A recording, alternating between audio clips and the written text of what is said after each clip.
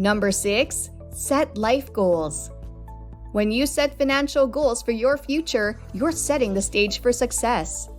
When you succeed, you feel more grateful and fulfilled.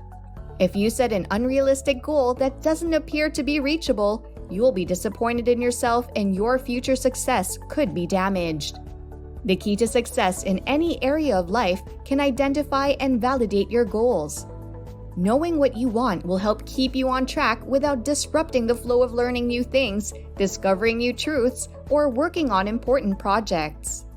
Make a list of all the things you want in your life: financial, social, psychological, spiritual, and see where you can get them. This list should be filled with deeds, not promises. When you start down the road of financial independence, keep your promises and keep working towards your goals. The key is that you do them in a way that can be seen and verified by others.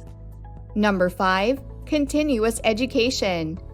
The best access to education comes from continuing your education after high school. This gives you new knowledge to add to your growing body of knowledge. Being self-taught gives you an advantage over most people who achieve success after gaining formal education. To save more for the future and move up in the world of finance, you'll need to take action. How can you do that? By learning about financial concepts, including how credit works, how to budget, and how to invest. You'll need continuous education to keep your head above water in the current economic climate, which means putting in the work and time to find the right information sources. The key to financial freedom is knowledge and education. It's about learning and increasing your skills, understanding what's important in life, and evaluating what's less important to make better decisions. This is the only way you'll be able to live co-signed financially without a job or outside assistance. Number 4, proper maintenance. You have to live within your means, but that doesn't mean you can't save money. You need to know what proper maintenance is so you can put money away for the future when you need it. Saving money doesn't mean you should give up on your dreams. It means knowing how to choose the right nights out for your lifestyle. How much should I spend on rent? How much of my paycheck should I put toward rent? Is paying for utilities worth it if it means getting a better room or failing my dream home? Where there's a will, there's a way. The key to financial freedom lies in how well you take care of yourself. Begin by making a plan.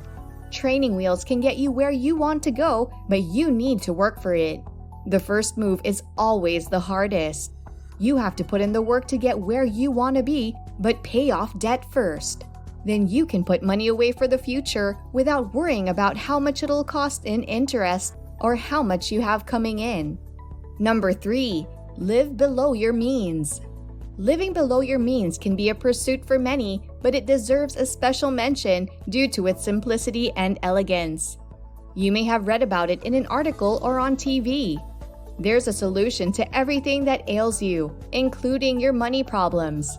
You need to learn the steps and follow the instructions carefully.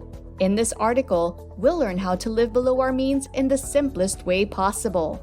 A lifestyle of extreme frugality can enable you to live well without much worry about the material aspects of life. Yet, the freedom is not absolute. You still need to ensure that you persevere your ability to enjoy the things that matter most in life. Living below your means is not the be-all and end-all, so don't get too comfortable with it. Your golden years are still ahead of you. For those who like to live everyday life, striving for financial freedom can be a slow process. Number 2, get a financial advisor. Getting a financial advisor is an important step during the financial crisis, and it should be repeated today. There's no substitute for good, timely financial advice except in extremely unusual circumstances. The mistakes people make with their money today will shape their financial future. It's not a question of if you should get financial advice, it's a question of how much and how often. Before you can achieve financial freedom, you need to take 4 important steps. These are: get a financial advisor, make a plan for how you'll pay your future expenditures, create an emergency fund, and work hard to build up a healthy savings account. A professional financial advisor will eliminate most of the guesswork and help you make sound investment decisions on your behalf. Financial advisors help make smart spending decisions, help you solve problems before they turn into crises, and help you manage your money so it grows instead of shrinks. Number 1. Take care of your health. The first step to financial freedom is taking care of your health. A healthy body makes it easier to balance your spending and save money on interest. First of all, get a flu shot. Then, get a checkup at the doctor if you're 65 or older. If you have heart disease or high blood pressure, keep an eye on your back with regular visits to a healthcare professional.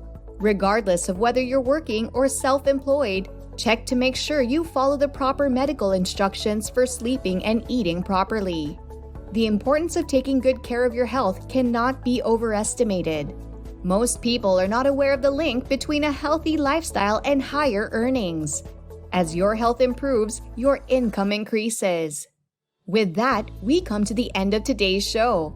The majority of us are being faced with the quest for financial freedom.